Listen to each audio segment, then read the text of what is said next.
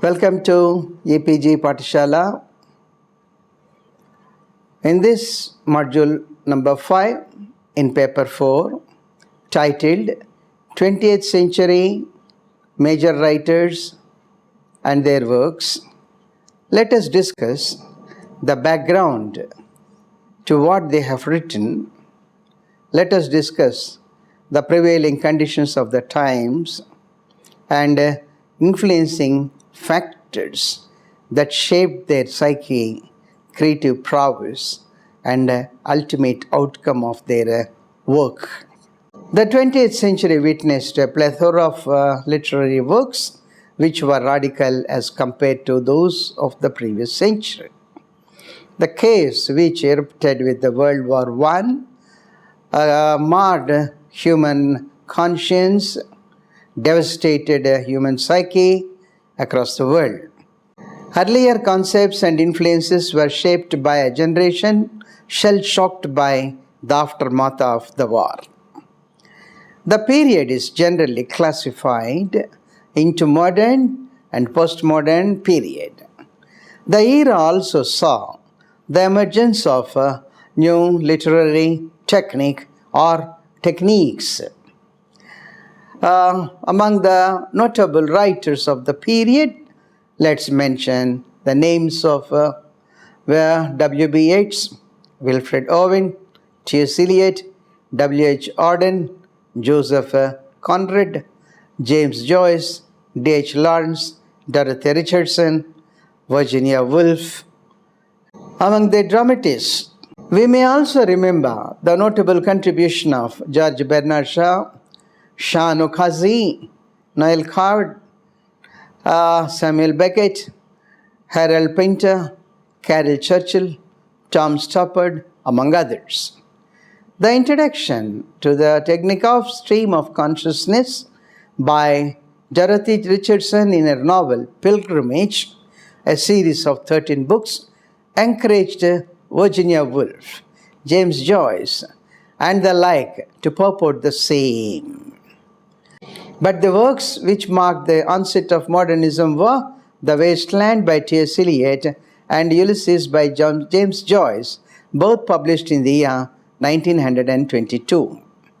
Among the poets, we can recall the names of Wilfred Owen, Siegfried Sassoon, Rupert Brooke, Robert Graves, among others. These poets were known as war poets.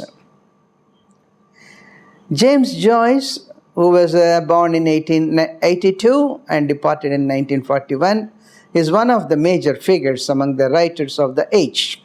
Ulysses, which took its thread from the Greek story Odyssey, resulted in making Mary Bloom and Leopold Bloom household names in Ireland. Ulysses chronicles the experiences of Leopold Bloom in Dublin in the course of a single day on 16th June in the year 1904. Dubliners, published in the year 1914, is a collection of short stories caricaturing the people of Dublin. And A Portrait of the Artist as a Young Man, published in 1916, added to the renown of Joyce and 20th century literature. A Portrait of the Artist as a Young Man was originally titled Stephen Hero. The novel, A Portrait of the Artist as a Young Man, is James Joyce's first novel, which can be termed a modern Bildungsroman novel. The name of Virginia Woolf is associated chiefly with the work A Room of One's Own, written in the year 1929. It's based on the series of lectures she delivered at Cambridge University in October 1928. She asserts the need for the necessary requirements for the conditioning of a woman writer. Her first novel, Voyage Out, published in 1915, followed the conventional pattern. Her later works, Mrs. Dalloway, published in 1925, To the Lighthouse in 1927, Orlando, a Biographer, published in 1928, marked her way to fame. She, along with her husband, founded the Hogarth Press and Bloomsbury Group. Mrs. Dalloway has the titular character as its protagonist. Woolf presents the novel through the interior monologue of an anonymous character, Clarissa Dalloway. The Wasteland, published in 1922, is the magnum opus of T.S. Eliot, who was born in the year 1888 and he departed in the year 1965. He donned many roles in the arena of literature. He was a poet, critic, dramatist, and editor. He added feathers of glory to his cap of authorship in myriad ways and lent grandeur to the literature produced by him and English literature as a whole. The barrenness induced into human life by the atrocities of the wars made Eliot portray the modern wasteland. However, the first volume of the poems was Prufrock and Other Observations, published in 1917. It's interesting that the name Prufrock was actually taken from that of a future furniture company who struck Eliot once seen next door. Other poetic collection of wide acclaim is Four Quartets, published in the year 1944. It contains 4 poems or 4 parts: Burnt Norton, East Coca, The Dry Salvages, and Little Gidding. East Coca is the place where he has been laid to rest. Along with Christopher Fry, Eliot was one of the pioneers of poetic drama in England. After Shakespeare and Elizabethan writers, perhaps Eliot and Fry have revived the way of writing poetic drama in the 20th century. The Family Reunion, written by Eliot in the year 1939, Murder in the Cathedral, published in 1935, are some of the plays. In fact, The Murder in the Cathedral is a drama which describes the assassination of St. Thomas Becket during the reign of Henry II. Eliot gives the verse rendering to the historical event. It is a classic event today. The Sacred Wood, a series of lectures is given and published in the year 1920, is one of his major critical works, and concepts for which literature is indebted to him include tradition and individual talent, objective, correlative, etc. W.B. Yeats, along with Lady Kiragre, Sean O'Casey, James Synge, brought out a Celtic revival in Irish literature. In fact, Yeats is the first Irish writer to receive the Nobel Prize for Literature. His poem, The Second Coming, is one of the most anthologized works across the world. It states about the decline of the European civilization. It was in his work a vision that he detailed his observations and ideas about the occult. The Tower, The Winding Stair, and other poems are some of his collections which made him a famous poet. Chinua Achebe, the noted novelist from Africa, took the title for his novel Things Fall Apart, published in the year 1958, from the same text. Another important fact pertaining to Yeats is that it was he who introduced Rabindranath Tagore to the Western world. Yeats wrote the preface to Gitanjali, which was translated by Tagore himself, and we all know that Rabindranath Tagore was awarded the Nobel Prize for this work. The most vital aspect of Irish literary revival was the establishment of the Abbey Theatre. A solid position for Irish drama was established by the publication of the Dublin Trilogy by Sean O'Casey, which includes The Shadow of a Gunman, Juno, and The Peacock, The Plough and the Stars, and the plays of Synge like The Playboy of the Western World, The Shadow of a Gunman, Riders to the Sea. Yeats' poems were those which sprouted roots in English literature. John Joseph Conrad, the British writer, won accolades as well as ruthless criticism with the publication of short story Heart of Darkness in the collection Typhoon and Other Stories published in the year 1903. In fact, he was Polish by birth, but is known as a writer, English writer today. His notable other works are Nostromo, A Tale of the Seaboard, published in 1904, The Secret Agent, A Simple Tale, published in 1907, and other texts of value and worth. D.H. Lawrence placed himself in limelight with the publication of his work, Lady Chatterley's Lover. It was banned soon after its release because of its direct and open treatment of sex. But later, the case was won by its publisher, Penguins, leading to the acceptance of the novel as a whole by all the people in the world. The Rainbow, published in 1915, was one of his first novels to be banned because of its obscenity. Women in Love is considered as the sequel of the same. Sons and Lovers, published in 1913, a well-acclaimed work, is an autobiographical novel in which Lawrence depicts his family and its mining background. E.M. Forster, who was born in 1979 and departed in 1970, is remembered chiefly for his contribution titled A Passage to India.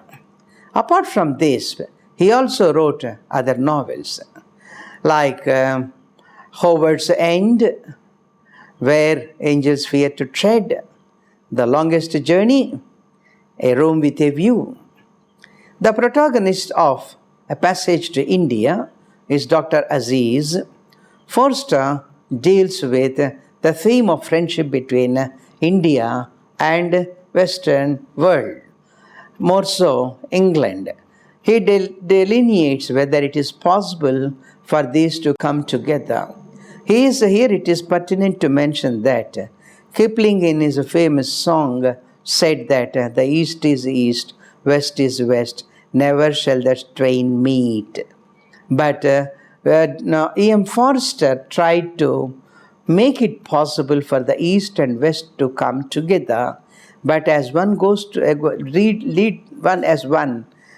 nears the end of the novel, finds that time is not yet ripe, according to Forster, for the two parts of the world to come together. But Paul Scott in his Raj Quartet demonstrates and establishes that the East and West can come together. E.M. Forster, Edward Thompson, Paul Scott were all British writers who were sympathetic to India and the people in the British colonies. George Well is no exception to this list. He is also one among those who wanted that the British people should give independence to the colonies. Aldous Huxley is popular for his novel Brave New World, published in the year 1932. He took the title from one of the dialogues of Miranda in Shakespeare's play The Tempest. His novel Chrome Yellow, published in 1921, is equally important and significant contribution of his. W.H. Auden wrote the famous elegy, The Memory of W.B. Yeats. This text established the worth of both the poets W.B. Yeats as well as W.H. Auden. Both are indeed immortal poets of eminence. 1984, published in 1949, and Animal Farm, published in 1945, are the most famous works of George Orwell. In fact, George Orwell's original name was Eric Hugh Blair. He was born in Bihar in India in the year 1903. He departed in 1950. Orwell was associated with novels like Animal Farm, a powerful political allegory. He was against Rudyard Kipling's notion of white man's burden and attacked it in the novel Burmese Days, published in the year 1934. 1984 was a revolutionary novel of its time. It also shows the foresight and thinking prowess of George Orwell. He looks ahead by 4 to 5 decades and comes to the conclusion that technology and authoritarian rule keep common man under surveillance all the time. That's exactly what happened in China and Russia and in all authoritarian regimes in the later part of 20th century. It brought out the idea of a future society in which the activity of every individual will be under surveillance, as mentioned earlier.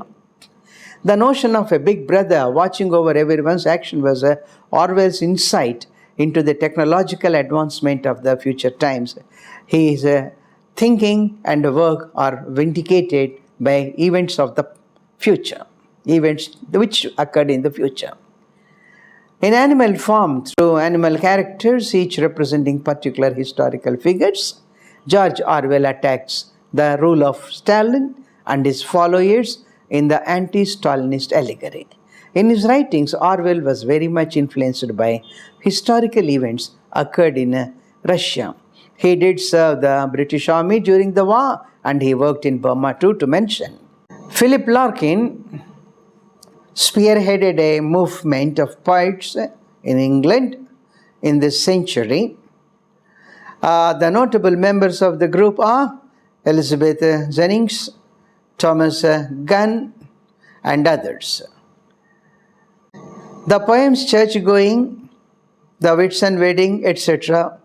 by Larkin sounded unconventional, and they were striking as compared to the poetry of the previous century. Ted Hughes and his animal poetry were in stark contrast to those of his contemporaries. Poems like Thought of Fox, The Jaguar, as well as his marriage with Sylvia Plath made him a reputed poet of the time. The Hawk in the Rain was his first collection of poetry. C.M.S. Heaney, the Irish poet, is also known for his modern-day translation of the anonymous and extant epic in English literature. Beowulf, Death of a Naturalist, is one of his most famous collections. He was awarded the Nobel Prize in the year 1995. Henry Gibson in Norway and Bernard Shaw in England brought glory to drama and elevated it beyond comprehension of contemporary audience. In fact, Ibsen was the one who introduced the problem plays. Ibsen never restricted his themes by the societal limitations. He dealt with taboo topics deliberately, purposely. In Ghost, he dealt with the incest and syphilis. He used his plays to prick the conscience of his society, the conscience of his audience, which hid its true colors under its facade of nobility and gentlemanly behavior. George Bernard Shaw developed, through his social plays, the concept of new woman. Pygmalion, published in 1913, was one of his first plays, and it gained more popularity through its film adaptation, My Fair Lady. The play presents the interesting turn of events surrounding Professor Higgins and Elizabeth Doolittle. Most of his plays belong to the 19th century, but their influence is far-reaching. He did not hesitate to criticize the practice of the British Church or English Church even. He wanted reformation in the spelling of English alphabet. He was a reformer in more than one way. H.G. Wells was one of the pioneers of science fiction. His most acclaimed novel is The Time Machine. The Invisible Man, written by H.G. Wells, inspired many a filmmaker in Hollywood and India also. The best picture we remember is Mr. X, where Ashok Kumar plays the lead and becomes invisible on consuming a potion prepared by a chemist in his laboratory. William Gerald Golding is best known for his work, The Lord of the Flies. The Interiors was published in 1955. His work, Pincher Martin, was published in 1956. Free Fall in 1959. And The Scorpion God was published in the year 1971. Doris May Lessing topped the charts with her work, The Golden Notebook, published in 1962. It is about 4 notebooks written by an aspiring woman writer. Children of Violence is the overall title of 4 novels whose protagonist is Martha Quest. Another pertinent or prominent event in the fiction of the time was the emergence of angry young man. This was depicted mainly through the works of writers like Kingsley Amis and John Osborne. Amis' popular novel was Lucky Jim, published in 1954. However, the concept was established by Osborne's novel Look Back in Anger, which was published in 1956. Samuel Beckett, John Gannett, Eugene Ionesco, Harold Painter are among the best dramatists known for creating absurd drama and making it popular in England as well as in other countries. Waiting for Godot by Samuel Beckett literally threw the unassuming audience into a state of confusion. Harold Pinter is known for his comedy of menace. Though his plays belong to the absurd genre, they are different in a special way. The Birthday Party, published in 1958, is one of his major plays. Other plays included The Dumb Waiter, The Caretaker, and others. The play strives for the freedom of artists in society. This is the chief achievement of Harold Painter as a dramatist. Edward Bond is another playwright of the same genre. The Pope's Wedding, Lear, The Bundle are some of his plays. Bond re-examined Shakespeare's plays and brought out a new version and modern version of his play. Arnold Whisker and Shelag Delaney were some of the important practitioners of the kitchen sink drama. The name was actually derived from a painting depicting a kitchen sink.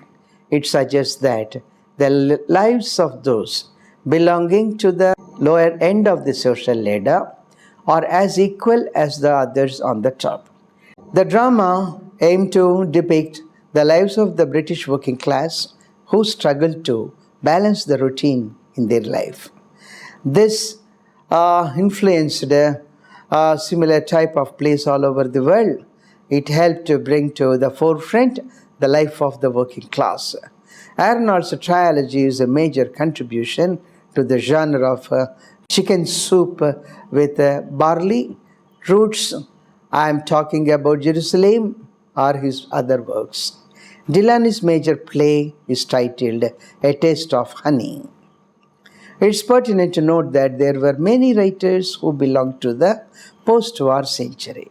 Arnold Bennett was acclaimed for his novels of the Five Towns. Anna of the Five Towns is one among them. The detective stories of Arthur Conan Doyle, especially The Hound of Baskervilles, is well received and popular even today across the world. Other works created by Kafka, Somerset Maugham, Ezra Pound, Lytton Strachey, Luigi Pirandello make the scene brilliant, lending luster to the literary scenario in the later part of 20th century. Before concluding, we may also try to sum up by saying the 20th century was torn into pieces by the wars, and it has motivated the writers to arrange the fragments into profound patterns. This led to the rise of the postmodernist, modernist genres, which found its strength literally from the dying embers of war. All the major writers and their associated movements in turn continue to influence the writings of the 21st century as well. 20th century, in fact, is battered by a succession of wars, notably the First World War, Second World War, and pitched battles fought across different parts across the globe in different parts of the world throughout the century made it a bloody, despicable, and a little bleak and gloomy. Yet the brilliance of the creative genius, the brilliance of the creative writers in England and in English made it a worthy and a beautiful period to live through, read through, and enjoy the literature produced during the period. Thank you very much for visiting EPG Pathshala. Namaskar.